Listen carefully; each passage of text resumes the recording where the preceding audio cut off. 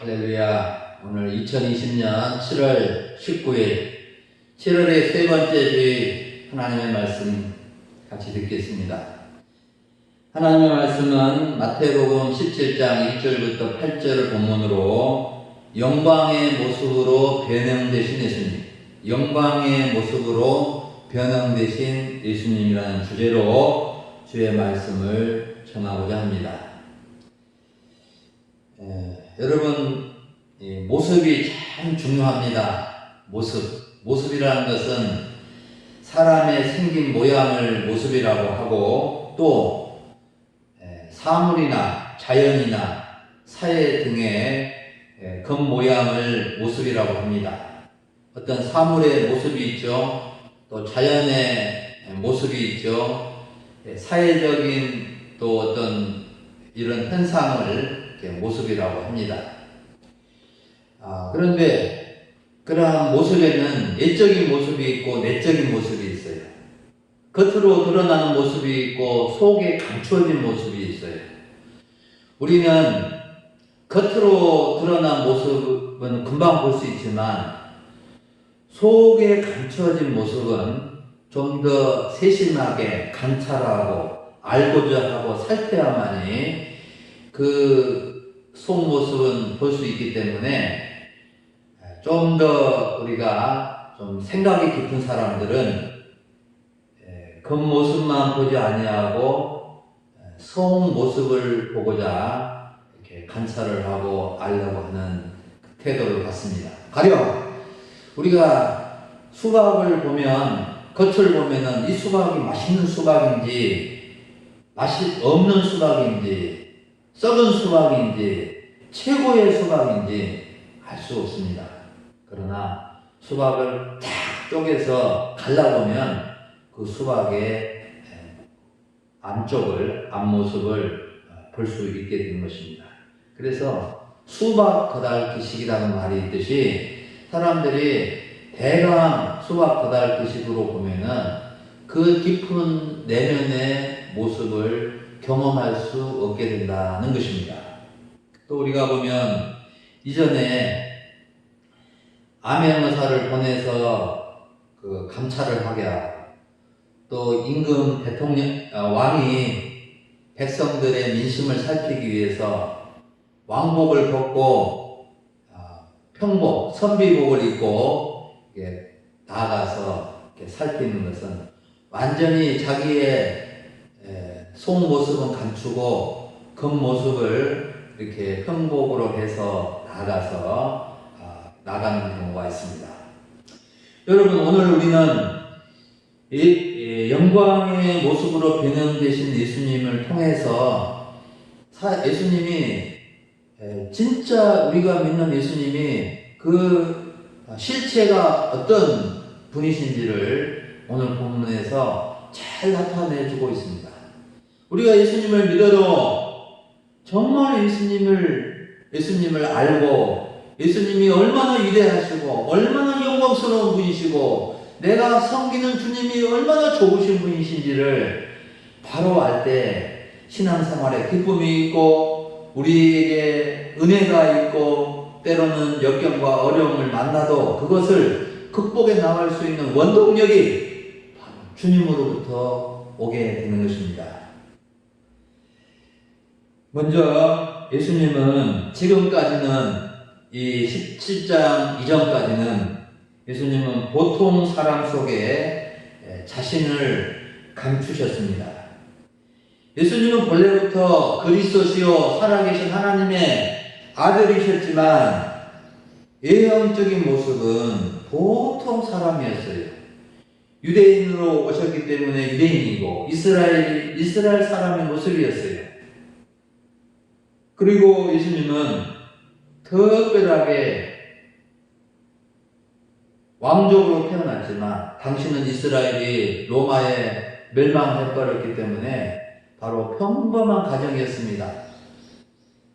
목수 출신의 아버지와 또 평범한 어머니 마리아의 가정에 성령으로 잉태되어 10달 동안 태중에서 자라다가 출산되어 젖 먹고 아장아장 걷고 유년기, 청소년기, 청년기에 거쳐서 나이 30에 하나님의 아들 메시아로서 공생애를 시작하신 것입니다.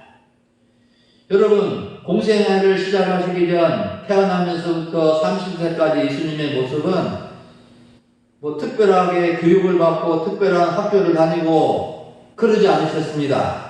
예수님은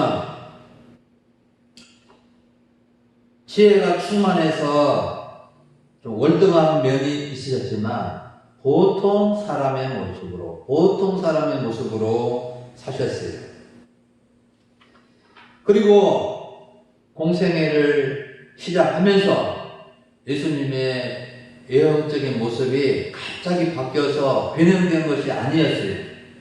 똑같은 모습으로 하고 계셨지만 예수님의 말씀과 예수님의 행하시는 놀라운 기적이 예수님을 통해서 나타나게 된 것입니다.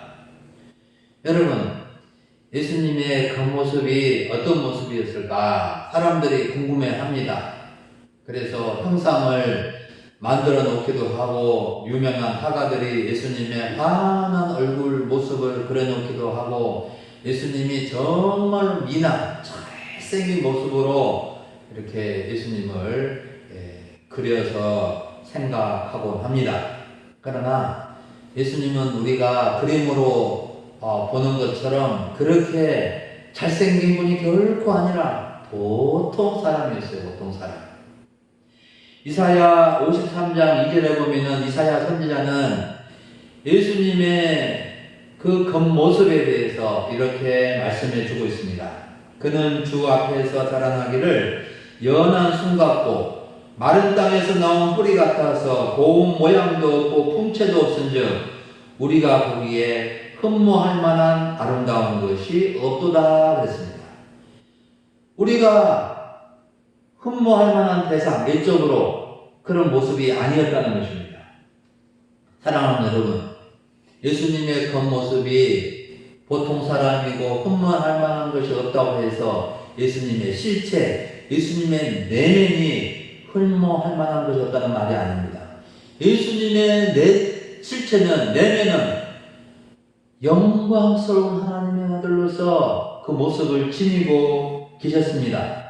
원래부터 예수님은 영광스러운 실체를 가지고 계신 것입니다. 그러므로 우리는 보통 사람 속에 감춰진 예수님을 보아야 되고 만나야 됩니다. 예수님을 보통 사람으로만 봐서는 안 됩니다. 예수님의 내면 실체를 알아야 됩니다. 사람들은 대부분 외모 겉으로만 보기 쉽습니다. 그분의 인품과 생각과 뜻과 그것을 이렇게 알지 못하면 쉽게 평가를 내려버리는 경우가 있습니다. 여러분, 당시 예수님은 유대인들에 의해서 애면당했습니다. 예수님께서 행하시는 놀라운 기적과 말씀에 놀라기는 했지만 또 예수님이 주시는 은혜와 사랑을 받기는 했지만 그들이 예수님을 하나님의 아들로 그리스도로 믿지를 않았습니다. 그리고는 여론의 동조하에서 살인 강도는 놓아주고 예수님을 십자가에 못 박으라고 외쳤던 사람이 이스라엘 사람들입니다. 그들의 무지와 죄악이, 우리의 허물과 죄악이 예수님을 십자가에 못 박여 죽게 한 것입니다.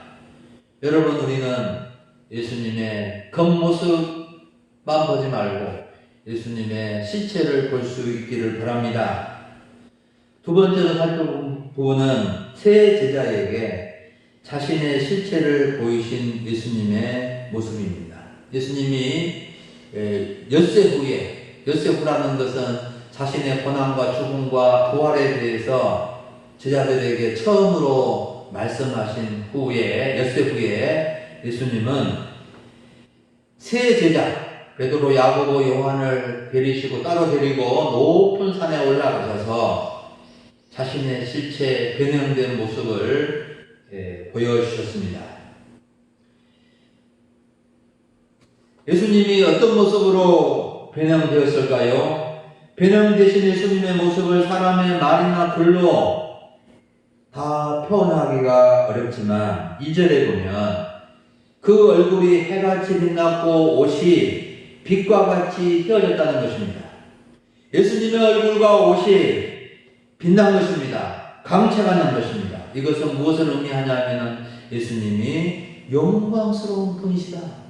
예수님이 영광스러운 분이시라는 것을 제자들에게 나타내 보이신 것입니다. 사랑하는 여러분, 우리가 믿는 예수님은 정말 생명과 빛을 비치신 분이시고 영광 그 자체이십니다. 예수님은 어두운 가운데 있는 이 세상에 밝은 빛을 비추기 위해서 오셨고 사망의 음침한 골짜기로 두려움으로 살아갈 수밖에 없는 인생들에게 생명을 주시기 위해서 오셨습니다. 변형되신 예수님을 함께 목격했던 사도 요한복음 1장 14절에서 말씀이 육신이 되어 우리 가운데 거하심에 우리가 그의 영광을 보니 아버지의 독생자의 영광이요 은혜와 진리가 충만했다고 고백하고 있습니다. 말씀이 육신이 되어 말씀이신 예수님이 사람의 몸을 입고 이 땅에 오신 예수님이 영광스러운 분이시다고 증언해 주고 있습니다. 우리는 예수님이 얼마나 영광스러운 분이신지를 알아야 됩니다. 그리고 예수님은 변형되어서 구약의 모세와 엘리야와 더불어서 이야기를 나누었습니다. 모세와 엘리야는 구약의 중요한 두 인물입니다. 구약을 대표하는 인물입니다. 율법을 대표하는 인물이 모세이고 선지자를 대표하는 인물이 엘리야입니다. 모세는 참으로 하나님의 말씀, 창세기, 출애굽기, 레위기, 민수기, 신명기, 모세오경의 저자고 이스라엘 백성들을 출애굽에서 광야 40년 동안 이스라엘 백성들을 인도한 하나님의 사람이요 참으로 훌륭한 지도자입니다. 또한 엘리야는 선지자의 대표라고 할 수 있습니다. 그래서 바알과 아세라 제사장 850명과 싸워서 이겼고 참으로 하나님의 말씀을 전하였고 죽음을 맛보지 않고 병거 타고 하늘로 승천한 하나님의 선지자입니다. 예수님은 이렇게 영광스러운 모습으로 변형되실 뿐만 아니라 모세와 엘리야와 더불어서 대화를 나누시며 하나님의 인류 구원의 계획을 나누어 이야기했을 거라고 짐작이 됩니다. 그래서 이 제자들은 이렇게 예수님의 변형되신 모습과 모세와 엘리야와 이야기하는 예수님의 모습을 보면서 황홀한 체험을 했습니다. 그래서 황홀한 체험, 황홀한 기쁨을 맛봤습니다. 그래서 4절에 보면 베드로가 예수님께 너무너무 황홀해서 이렇게 말씀을 여쭈었습니다. 주여, 우리가 여기 있는 것이 좋사오니 만일 주께서 원하시면 저가 여기서 초막 셋을 지어서 하나는 주님을 위해서, 하나는 모세를 위해서, 하나는 엘리야를 위해서 하면 어떨까요? 하고 물어봤습니다. 여러분, 베드로가 얼마나 예수님과 예수님의 변형되신 모습이 좋았던지 이제 산에서 내려가지 않고 여기서 예수님과 함께 살고 싶습니다. 예수님, 여기가 좋습니다. 이렇게 고백을 한 것입니다. 그런데 이 베드로의 고백이 자기가 말을 해놓고도 자기가 무슨 말을 했는지 모르고 이 말을 했다는 거예요.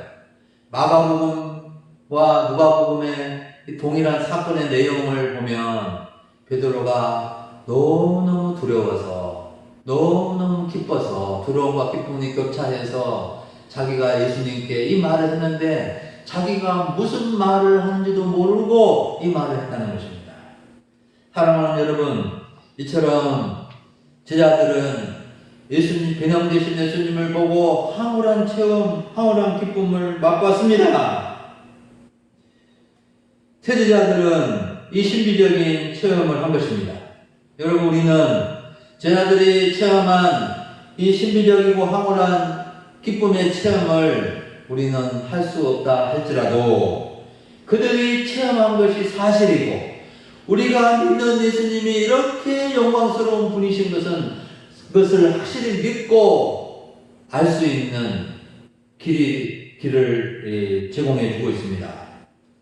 여러분, 예수님이 얼마나 좋으신 분입니까? 얼마나 위대하신 분이십니까? 얼마나 영광스러운 분이십니까? 우리는 이 예수님을 우리가 믿고 따라야 되겠습니다.